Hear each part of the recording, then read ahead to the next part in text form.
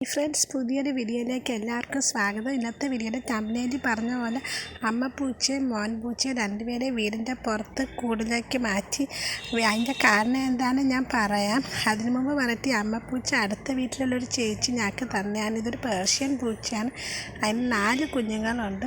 3 കുഞ്ഞുങ്ങൾ ചത്തുപോയി. ഇപ്പോൾ ഒരാൾ മാത്രമേ ബാക്കിയുള്ളൂ. അതാണ് ആ മോൻ പൂച്ച.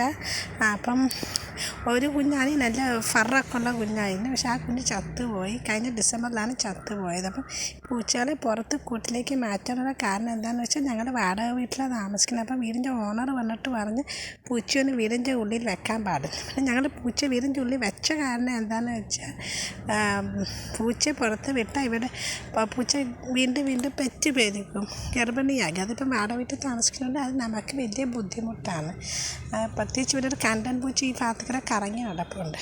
ഇതാണ് ഞങ്ങൾ പറഞ്ഞ അടുത്ത വീട്ടിൽ തന്നെ പേർഷ്യൻ പൂച്ച. അതിൻ്റെ ഇതൊക്കെ കണ്ടറിയാം. അതിൻ്റെ സ്കിന്നിലുള്ള ഡിസൈൻ കണ്ടറിയാം.